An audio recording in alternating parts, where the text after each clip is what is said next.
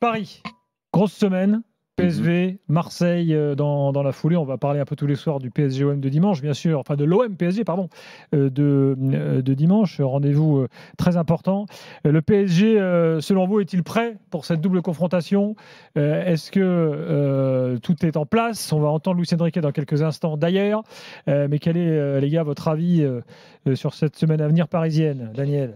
Écoute, avant d'entendre dans 5 minutes que tout est absolument formidable, que tout est génial et que tout est fantastique au PSG parce que dirigé par un génie et enclenché et engagé dans un projet absolument sublime, je vais me permettre, évidemment je suis tellement minoritaire que je vais juste me permettre sur la pointe des pieds, de dire que c'est une semaine au cours de laquelle j'aimerais pas seulement voir le PSG gagner les 2 matchs, parce que bon, sur le papier, en termes de technique, de moyens, de possibilités et de qualité d'ensemble, le PSG est supérieur au PSV Eindhoven et à l'OM. Donc j'aimerais aussi qu'il y ait une forme d'avancée dans le fameux projet, que je commence à prendre un vrai gros plaisir quand je vois cette équipe jouer. Elle a, pour l'instant, en Ligue des Champions, affiché un visage que je trouve très moyen. Il y a quand même eu cette victoire contre Gérone qui n'était pas terrible du tout. Il y a eu Arsenal où tu as quand même pris une petite gifle en termes de niveau, en termes d'intensité. Donc là, au moment de jouer contre le PSV Eindhoven, qui n'est quand même pas la meilleure équipe d'Europe, qui est leader du championnat des Pays-Bas quand même, mais il va leur manquer quasiment leur meilleur joueur au milieu de terrain. J'aimerais bien voir quelque chose, je sais pas, qui ressemble à une domination très nette, à des très beaux mouvements collectifs, à des joueurs totalement épanouis. Dans le match de samedi, par exemple, j'ai vu des joueurs faire des très bons matchs, et notamment l'idole de Flo, qui a fait un très bon match, c'est vrai. Tout comme Vitinha, d'ailleurs, qui sera, Barcola, je l'espère, au milieu. Mon idole, c'est mon poulain. Parce que Bambi est un poulain, en fait. Bambi, c'est quoi comme animal, d'ailleurs? Un daim. Un petit daim? Un daim ou un faon? Un faon. C'est un faon. Ah, pardon. C'est un faon. Un daim, ça se mange. Et c'est de la famille du daim ou pas, le faon? Je pense pas. Je pense. Si, je crois que tu étais grand spécialiste en ferme et animaux de la forêt. Je sais pas, moi je confonds pas les. C'est quoi qu'il avait confondu, les canards? Les canaris et les canards. Les canaris et les canards. Moi, j'ai jamais dit que j'étais spécialiste animalier. Ouais. Mais vous qui le On dites. va confondre un canari et un canard. T'étais plutôt dans la médecine, toi. J'ai jamais bossé en dans les animaux du 2024, monde, t'étais plutôt dans la médecine, toi. T'étais plutôt dans la médecine en 2024. La spécialité, t'as dit, t'es docteur Riolo. Oui, voilà. Moi, plus ça que les animaux. Voilà, la seule parenthèse que je m'offre dans ma carrière, c'est médecin. Mais pas spécialiste animalier. Bon, donc oui, cette semaine, en plus, je ne sais pas comment il va gérer les 2 matchs en termes de compo d'équipe. Le match de dimanche, évidemment, on sait à quel point il tient à cœur. Et pour les supporters, il est extrêmement important. Tu vas jouer une équipe de l'OM qui, en plus, je pense, croit cette année plus que toutes les dernières années que c'est possible de faire tomber le PSG. Donc, c'est 2 gros rendez-vous et 2 matchs dans lesquels j'aimerais vraiment qu'on voit quelque chose en plus par rapport à ce que j'ai vu depuis le début de la saison. Voilà, une forme de progression nette, avérée, qu'évidemment, nous nous empresserons de reconnaître dès demain soir après la très belle victoire contre le PSV Eindhoven que j'attends. PSV Eindhoven, pour l'instant, n'a pas gagné un match en Ligue des Champions. Ils sont peut-être bien en championnat, mais... Oui, c'est pas une équipe monstrueuse. Ça joue bien, il y a un très bon coach. Voilà. Alors, d'accord avec Daniel? Maintenant, je vais attendre et prendre je suis d'accord, mais je suis une peine à jouir parce que c'est formidable depuis le début et que j'ai rien vu. Non, j'ai pas dit ça, et je vais pas dire ça, évidemment, parce que j'ai jamais dit ça. Jamais dit que c'était formidable. J'ai au contraire dit que comme c'est un projet, effectivement, quand on parle de l'idée d'un projet, il faut... oui, mais il y a des étapes dans un projet. Justement, je vais y venir. Il faut se donner l'idée du temps. C'est-à-dire de ne pas vouloir tout de suite. Et moi, je pense qu'à chaque semaine de Ligue des Champions, tu pourrais faire le même avis. C'est-à-dire qu'avant...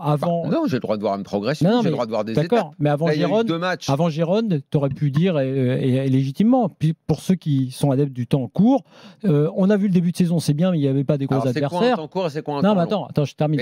Mais tu peux donner les définitions. Non, mais le temps court, là, on est en octobre, la saison a commencé en juillet, j'appelle ça du temps court.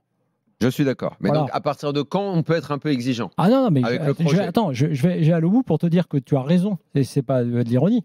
Tu as totalement raison de te dire que tu espères voir match après match des choses meilleures. Mais match après match, c'est pas ce match-là, il était moins bon que le dernier, c'est nul. Maintenant, les deux premiers de Ligue des Champions sont pas bons. C'est détendre. Les deux premiers de Ligue des Champions sont pas bons. Le troisième, tu joues à la maison contre le PSV. J'allais y venir. Je pense là, pas que légitimement. Je suis pas un monstre d'exigence si je demande un bon match. Absolument.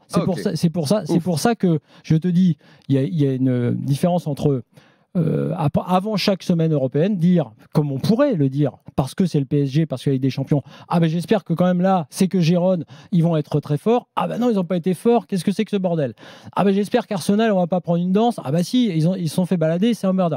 Ok, ça c'est ce que j'appelle l'analyse à très courte vue. Mais maintenant, effectivement, tu arrives au 3e match. Même sur un projet de temps long, je ne vais pas vous dire c'est pas grave s'ils perdent contre le PSV puisqu'ils visent dans 2 ans la victoire ou je sais pas quoi. Non, tu as raison. Ce qu'on a vu en Ligue des Champions est notoirement insuffisant. Si tu ne vois pas mieux globalement dans le contenu, même, tu vois, je ne vais même pas aller sur le résultat parce que moi, tu vois, si tu vois pas mieux dans le contenu que Gérone notamment, parce que Arsenal, c'est différent. Tu rencontres une équipe qui est sans doute un peu plus forte que toi. Mais là, on peut juger qu'effectivement, avec les absences côté PSV et ce que représente le PSG aujourd'hui, tu dois faire quelque chose de mieux. Complet ou pas? Que devient Dembélé? Qui a des nouvelles de Dembélé? Je sais pas. Mais donc, il a disparu de la circulation. Pour terminer, oui, tu peux attendre quelque chose de mieux en Ligue des Champions. Et ce match contre le PSG, il est important. Mais ça ne change rien au fait que quand tu es dans une semaine comme ça, par rapport à un projet, si par exemple tu bats le PSV et que tu fais un nul qui est moyen contre Marseille, tu vas dire non, tu vois, branle-bas de combat parce qu'en plus c'est le match qu'il fallait pas perdre, machin. Moi je pense que ce qui compte c'est ce que tu vois sur le contenu. Ne parlons pas avant et pas de procès d'intention. Non, mais sur le contenu. On verra les matchs. Oui, moi je ne parle que de ça. Sur le contenu, moi ce que j'ai dit par rapport à Strasbourg, moi j'ai pas considéré que c'était d'ailleurs leur meilleur match de la saison. Je dis juste qu'il garde son idée, y compris dans le turnover, en essayant de faire qualitativement quelque chose qui ressemble à ce qu'il veut faire.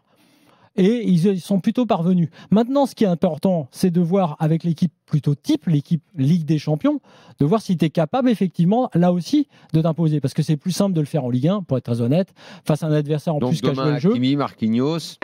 Pour moi, oui, c'est l'équipe, c'est une autre équipe. Nuno Mendes ou pas, quand c'est les difficultés qu'il a on sait pas si physiquement, à être dans le système Barcola, Dembélé, oui, effectivement. Donc après, le faux neuf Asensio ou Lee, ce que j'appelle et milieu, Vitinha, João Neves et Fabien Ruiz ou pas Fabien Ruiz. Il va y avoir un problème, Fabien Ruiz ou pas? Peut-être, mais en tout cas, là où c'est vrai, c'est que tu peux avoir cette idée, par exemple, de faire du turnover. Moi, j'accepte cette idée. Tu peux avoir l'idée que l'équipe a été insuffisante et qu'elle doit être renforcée au mercato d'hiver, moi je le pense, et même au suivant.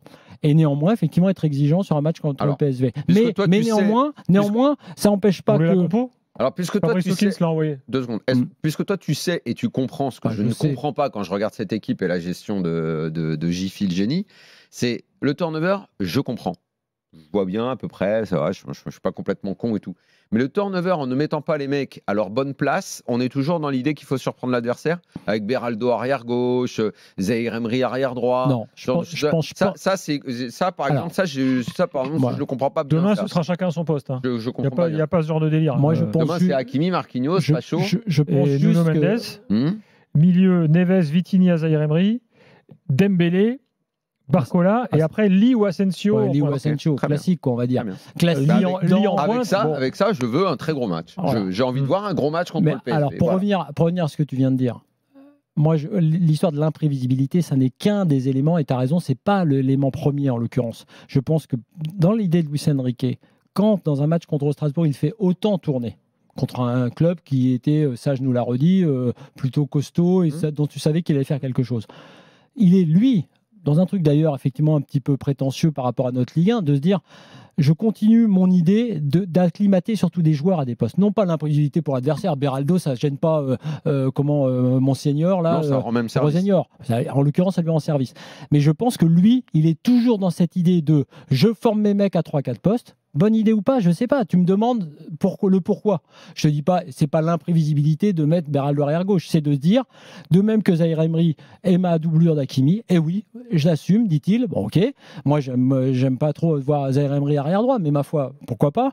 Eh ben, je mets Beraldo arrière gauche. J'aime pas trop non plus voir Beraldo arrière gauche. En gros, il le forme. Il se permet dans l'idée effectivement de la durée du projet du machin, imagine toi Galtier, aurait-il fait ça par exemple contre une équipe de Ligue 1 au Parc? Jamais il aurait pris ce risque. Il aurait mis équipe type. Donc lui il te dit moi je fais ça, je forme mes mecs pour qu'ils aient si 3 ça postes. finit par donner quelque chose, j'ai juste vu que l'année dernière, au moment où c'est devenu important, ces tentatives et ces repos et ces turnovers n'ont pas été convaincants. Demi-finale de LDC avec 5 barres, 5 montants et 3 titres nationaux. Bon, je veux bien que ce soit totalement raté, mais bon, moi je veux bien beaucoup de saisons ratées comme ça. Pas convaincant.